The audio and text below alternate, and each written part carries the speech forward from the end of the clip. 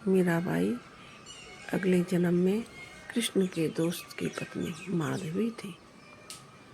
आइए जानते हैं मीराबाई वो कैसे बनी इस जन्म में। जय श्री कृष्ण, राधे राधे।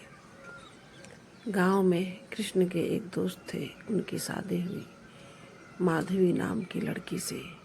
वो भी बरसाने की ही थी। जब नंदगांव बाराती के साथ माधवी आ रही थी तो श्री कृष्ण अपने दोस्तों के साथ रास्ते में ही खड़े हो गए और बोले, मुझे भाभी का मुंह दिखा। तब उसकी भाभी ने पूछा, यह कौन है? तो उसने कहा, यह मेरा दोस्त कृष्ण है। हमारे नंदगांव में सब इसे बहुत लाड प्यार करते हैं और यह तुम्हारा मुख देखना चाहता है, दर्शन करना चाहता है। तब माधवी की माँ ने उसे पहले ही बता दिया था कि तुम उस गांव में कृष्ण नाम के लड़के से बच के रहना, वह बहुत दुष्ट है, बहुत ही तंग करता है सबको।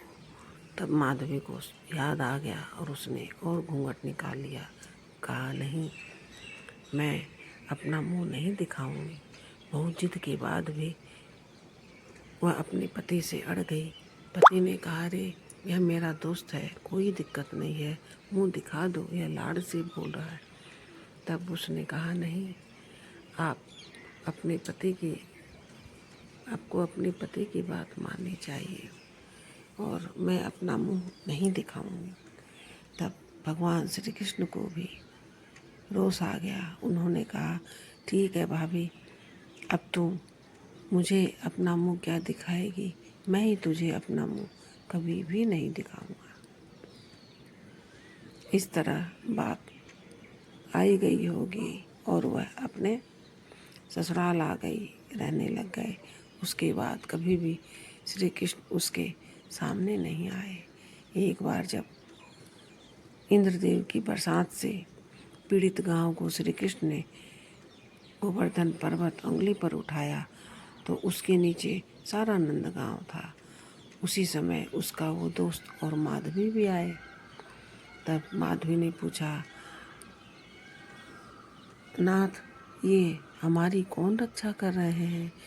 तब उसके पति ने कहा, अरे मैंने कहा था ना, कृष्ण लाला ये साक्षात भगवान है, यह मेरा दोस्त है, यही हम सबों की रक्षा करता है, कभी कालिया नाग से, कभी आज इससे कर रहा है। तब वो बोली, अरे ये भगवान। तो वो उनके दर्शन करने के लिए आगे बढ़ी और जैसे ही आगे बढ़ी, श्री कृष्ण भी दूर से देख रहे थे। उन्हें समझ में आ गया कि ये मेरा दर्शन करने आ रही है। तब उन्होंने मुंह घुमा लिया। जब उन्होंने अपना मुंह घुमाया तो माधवी ने उनके घुंघराले बाल और एक झलक हल्की सी देखी थी। उसी समय वह भगवान में समर्पित हो गई और बहुत मिन्नत करने लगी, प्रभु आप मुझे अपना मुख दिखाइए, मैं आपकी शरण में हूँ। लेकिन वह श्री कृष्ण ने कहा, नहीं तो नहीं। उसके बाद माधवी की दिन व दिन तबीयत खराब होने लग गई। बात माँ यशोदा मैया तक पहुँच गई। एक बार आपका लाला माधवी को दर्शन दे दे तो उसकी तबीयत ठीक हो जाए, किंतु नहीं हुई। फिर वैद्य ने उसे 2 दिन का वक्त दिया, तब भी वह भगवान के दर्शन के लिए तड़पती रही। बात श्री कृष्ण तक पहुँची कि लाला अब तो उसे दर्शन दे दे, 2 दिन का वक्त है। तब श्री कृष्ण ने उसे वचन दिया, ठीक है, अभी तो मैं दर्शन नहीं दूंगा, किंतु वह मेरे लिए इतनी व्याकुल है तो वो मुझे कलयुग में जरूर मिलेगी।